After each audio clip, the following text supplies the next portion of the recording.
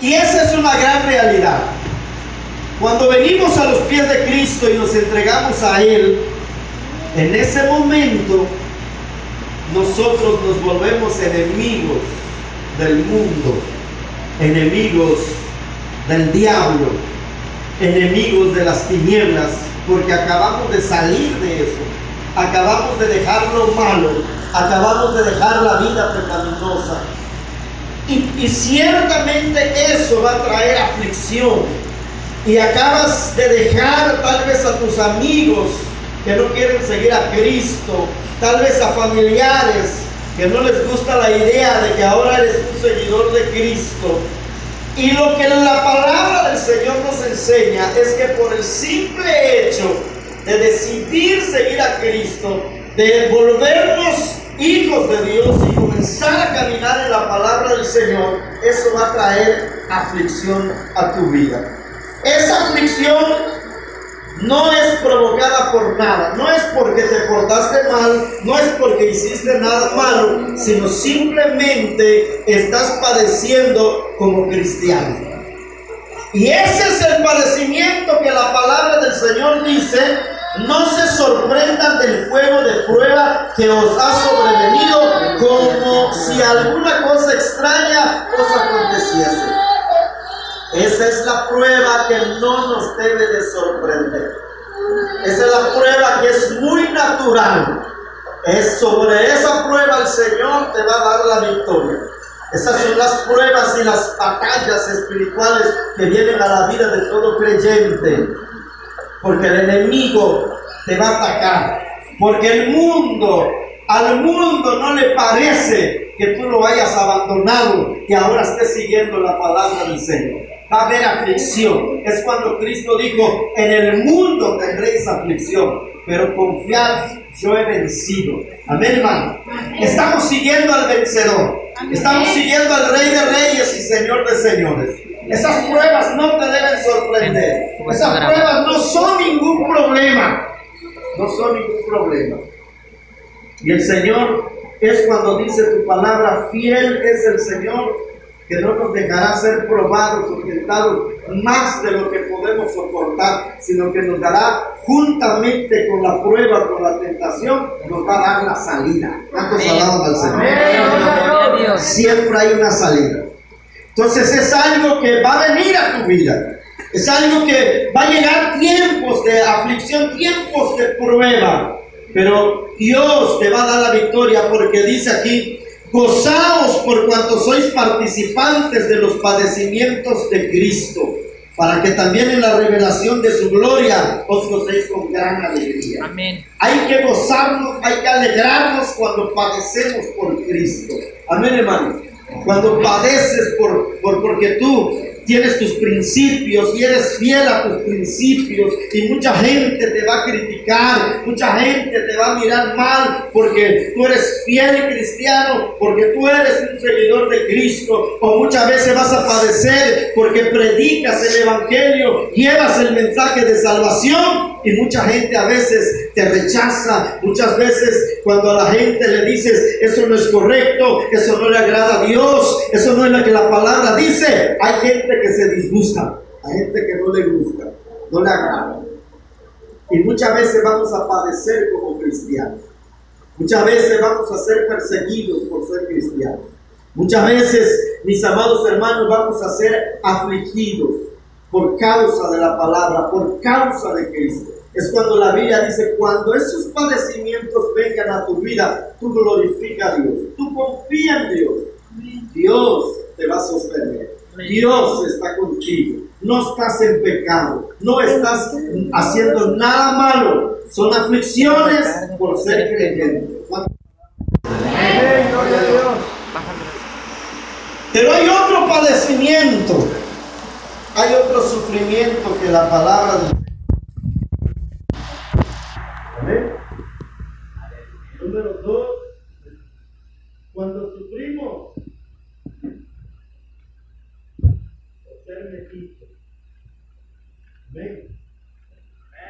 Dice aquí la palabra: así que ninguno de vosotros padezca como homicida, o ladrón, o malhechor, o por entremeterse en lo ajeno.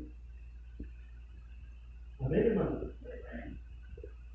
Eso no es un padecimiento que es la pecada voluntad de Dios. A veces nosotros padecemos, dice aquí, por ser homicida. Si tú te metes a hacer eso, muchas veces padecemos por ser ladrones, pero dice ahí, padecemos por ser malhechores, y luego dice por entremeterse en lo ajeno. Les voy a decir, hermanos, hay muchos cristianos que se crean sus propios problemas. ¿Amén? Hay muchos cristianos que están enredados en problemas. No son pruebas de Dios. No están sufriendo por ser cristianos. Simplemente porque se metieron en cosas en las cuales no deberían meterse. Simplemente porque tomaron malas decisiones. O simplemente porque se portaron mal, hicieron las cosas indebidamente.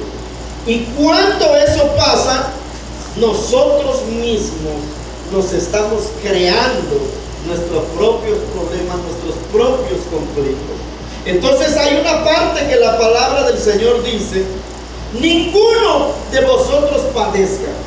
Lo que está diciendo Pedro, ninguno de ustedes debería de estar padeciendo, debería de estar sufriendo por hacer, por tener esta conducta, por tener esta práctica. A ustedes no les debería de pasar eso. Ustedes no deberían de estar sufriendo por eso. Porque ese sufrimiento no tiene recompensa. Esos conflictos no ganan bendición. ¿Por qué? Porque son cosas en las cuales tú mismo te enredaste. Hay gente que se empieza a meter en lo que no le importa, como dice aquí, por entremeterse en lo ajeno. Y de pronto está involucrado en problemas que no tienen nada que ver con él, pero porque se metió en esos problemas. ¿Cuántas veces mi hermano está en problemas, mi hermana está en problemas? Vengo yo y me meto en los conflictos de mis familiares, de mis hermanos, y de pronto estoy involucrado en un problema. No fue Dios, no estás padeciendo como cristiano, sino por meterte en lo que no deberías. Gloria a Dios. ¿Y cuántas veces cuando dices sufrimos como malhechores? Por portarnos mal, por estar en lugares a veces donde nunca debimos estar, no debimos participar de esas cosas, pero como estábamos allí, estamos involucrados en un problema. ¿Se dan cuenta las dos fuentes donde se generan nuestros problemas? Uno, como dice el verso 19, de modo que los que padecen según la voluntad de Dios. Hay un padecimiento que es permitido por Dios. Hay un padecimiento que es por ser cristiano. Hay un padecimiento que es por meternos en cosas que no deberíamos. Y hay un padecimiento que es la voluntad de Dios. En otras palabras, cuando Job estaba padeciendo, ese padecimiento de esa enfermedad era la voluntad de Dios, porque Dios lo permitió. Y porque Dios sabía que su siervo Job era capaz y suficientemente fuerte para resistir esa prueba, entonces Dios lo permitió, porque el principio de la palabra es que Dios nunca va a permitir que venga una prueba que no podamos resistir. ¿Cuántos saben eso? Dios no es injusto, Dios no es un Dios malo. Dios no te va a decir: yo sé que mi hijo puede aguantar nada más 50 kilos, pero le voy a mandar 100 kilos y te va a aplastar. Dios no es así. Dios no es un Dios déspota. Dios te ama. Cuando Dios permite, y dice, así que dice, de modo que los que padecen según la voluntad de Dios.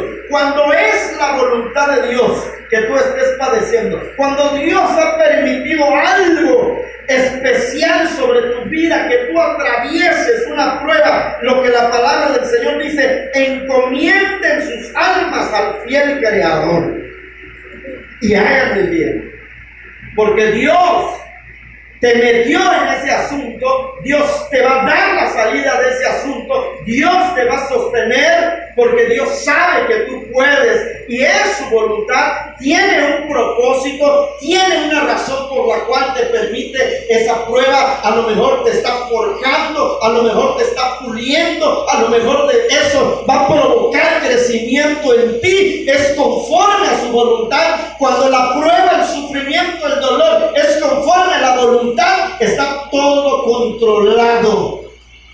¿Cuántos alaban al Señor? Amén. Está todo controlado.